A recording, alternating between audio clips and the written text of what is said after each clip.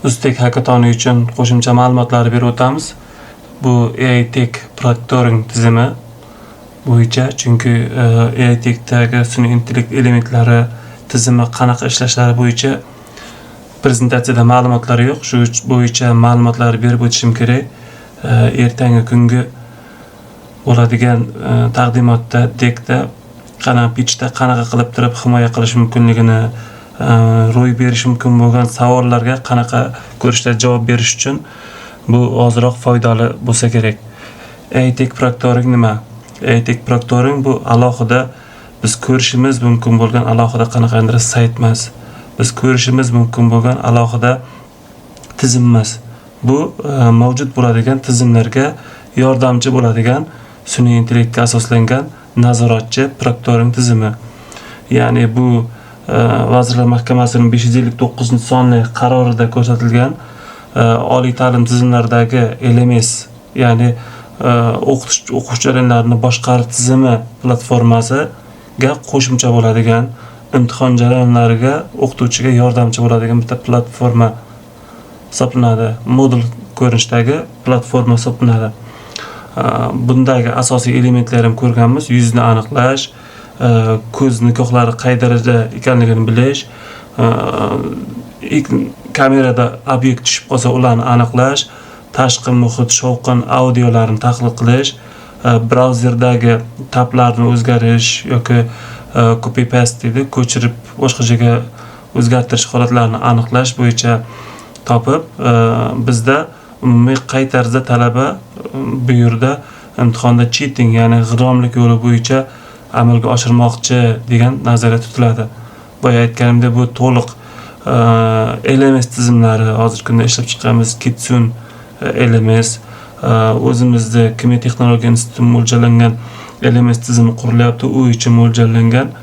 Bu yaxlit bitta yordamchi modul, xuddi pluginga o'xshab ketadigan modul. Umumiy tizim arxitekturasi quyidagicha. Ya'ni bu LMSdan to AI Enginegacha to'liq ma'lumotlarni qamrab olgan. Bu qanaqandir bir sikl tarzda ishlaydi. Endi mana bunda ko'rsatib ketamiz. Bu qanaqa? Deylik, bizda LMS tizimi bor, TKT LMS bor. Ya'ni unda to'liq tizimda talabalar masofaviy ta'lim platformasi bo'yicha to'liq o'qishadi va unda imtihonlar yaratilishi mumkin. Testlarning turli xil turlari bo'yicha ma'lum bir talaba ro'yxatimiz bor va o'sha testimiz amalga oshganda un tarkibidagi savollar, banki bo'lishi mumkin, javoblarni yig'ish, vaqt nazorati funksiyalari bor bunda. Va bu test tizimi ishga tushguncha majburiy talab bo'ladi. AI-Tech Proctoring tizimi majburiy ishga tushirishi kerak. Ishga tushish bobayida nima hodisa ro'y beradi? Deylik, bitta talaba uchun mo'ljallangan seansni ko'rib chiqamiz. Test tizimi sessiyasi boshlandi va o'sha vaqtda kamera majburiy yoqilishni tavsiya qilinadi. Kamera yoqishdan maqsad bu kameradagi o'sha yuzni aniqlash, obyektlarni aniqlash, ko'z qarashlarini aniqlash, qay darajada burilyaptimi yo'qmi, mikrofon yordamida atrof muhitdagi shovqinliklarni aniqlash, brauzer eventlar, ya'ni tab almashtirish, ko'chirish, boshqa joyga nusxa olish kabilarni aniqlashga qo'yilgan. Bu sun'iy intellekt yadrosi uchun boshlang'ich data ma'lumot bo'ladi. Sun'iy intellekt yadrosi qanaqa ishlaydi?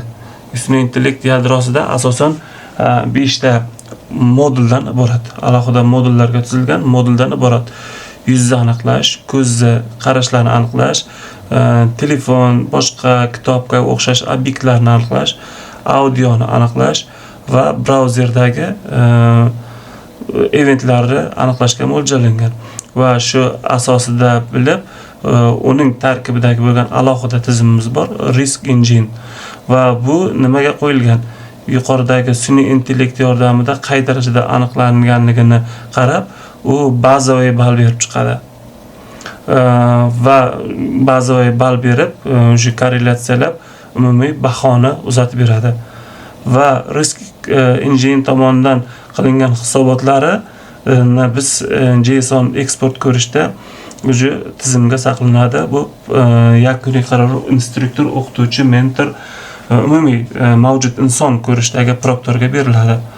Va zarur holatlarda yana xuddi shu sikl tayyor holatda ketadi. Hozirgi kunda bizdagi mavjud bo'lgani REST API bo'yicha ma'lumotlar bor, ya'ni talabalarni boshqarish, imtihonlari, sessiyalar bo'yicha CRUD ishlab chiqilgan.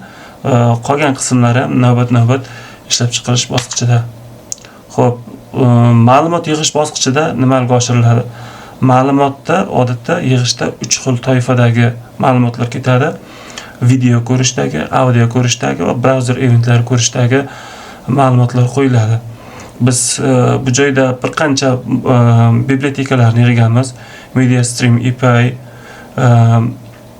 keyin Web Audio API, Media Recorder, Page Visibility, Clipboard API kabi ko'rishdagida va bundagi boshlang'ich ma'lumotlarimiz aytganimizdek, video stream bo'lsa, video ma'lumotlar 120 1080 ko'rishdagi va undagi holatlar RGB ko'rishda ma'lumotlar bo'yicha tahlil qilinadi.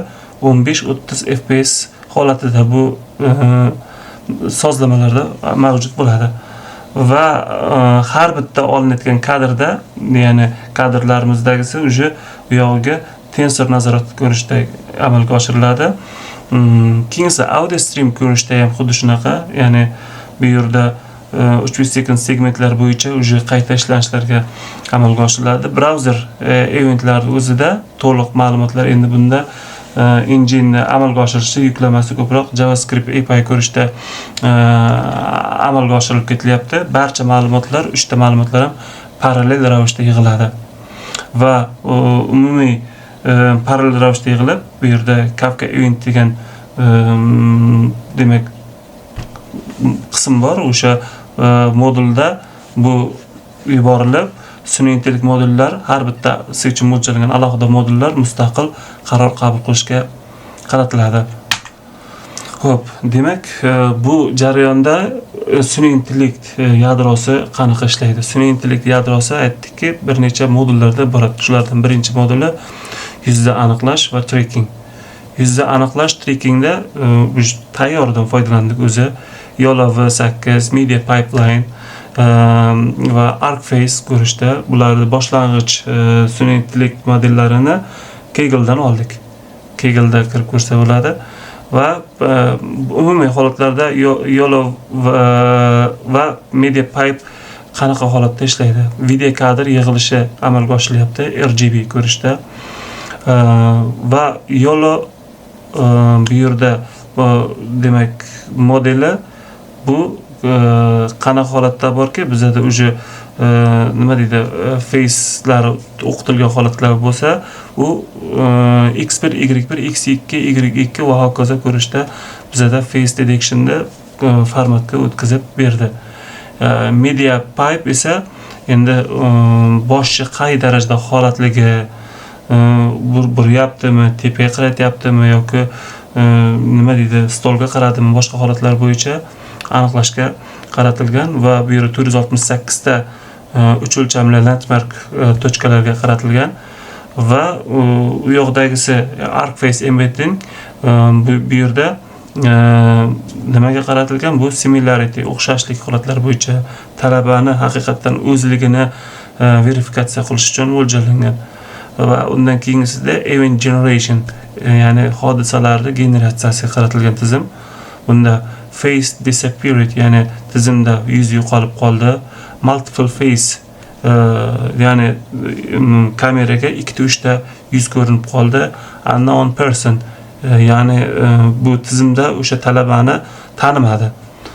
Looking away, ya'ni yuzda qay darajada holatlari bo'yicha generatsiya qilib berishga qaratilgan. Xo'p, feature engineering qismida qanaqa qilindi?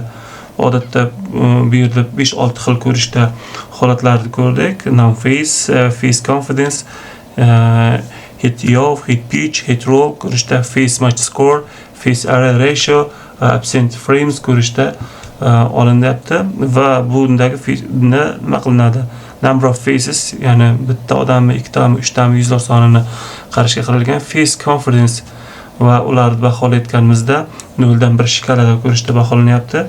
Va undan keyin esa MediaPipe Face Mesh modulimiz bu yerda bosh yo'nalishi qay darajada necha gradusgacha burilishlarigacha aylantiryaptimi tahlil qilishga mo'ljallangan.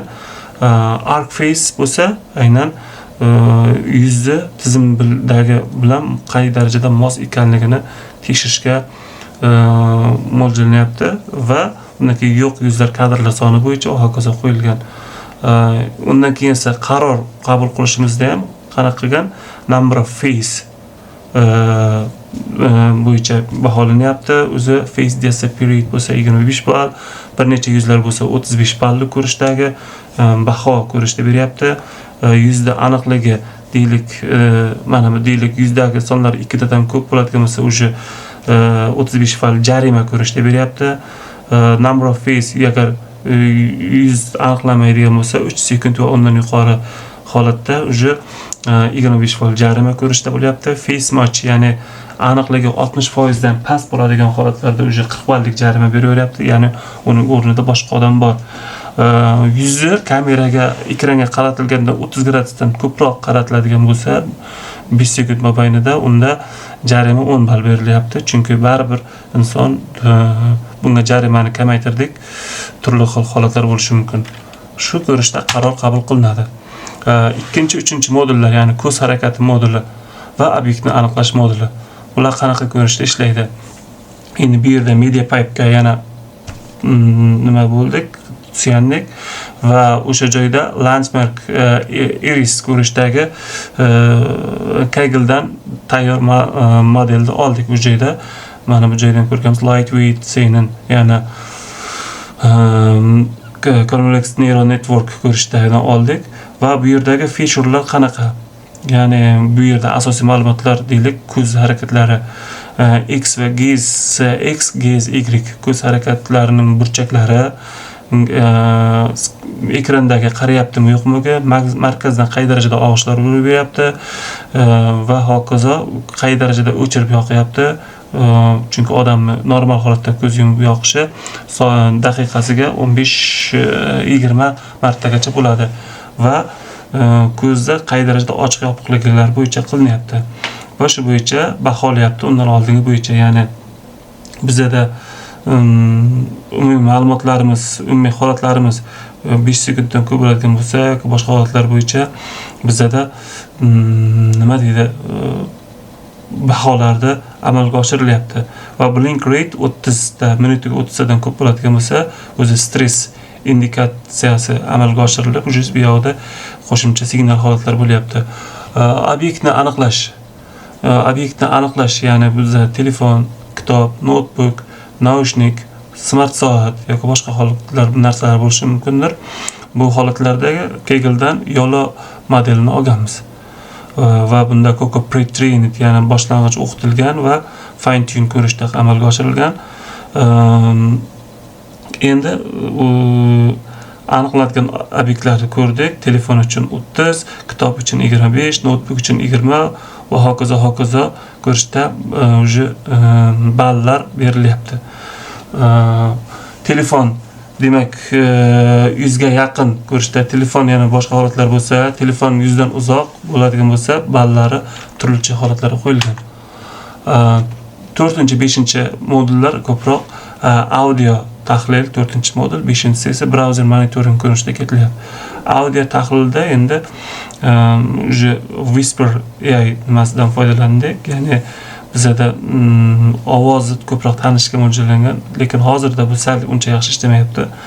Audioni matnni transkript ko'rishga, savol-javoblar bo'layotganligini, o'sha patternlarini, izlarini aniqlashga qo'yilgan va unda ko'pchiliklarni ovozlari aniqlayotgan bo'lsa 2 va undan ortiq odamga 20 ball ko'rishda jarima. Keyingisida demak speech to text ko'rishdagi operatsiyalar yoki nimadir holatlar bo'lsa, savol-javob patternlari bo'ladigan bo'lsa, o'sha 15 ballik ko'rishda va ortiqcha ko'pincha gaplashlar holatlari bo'ladigan bo'lsa 10 ballik ko'rishda jarima ko'rishda baholashga berilyapti. Eng oxirgi 5-modul browser monitoring.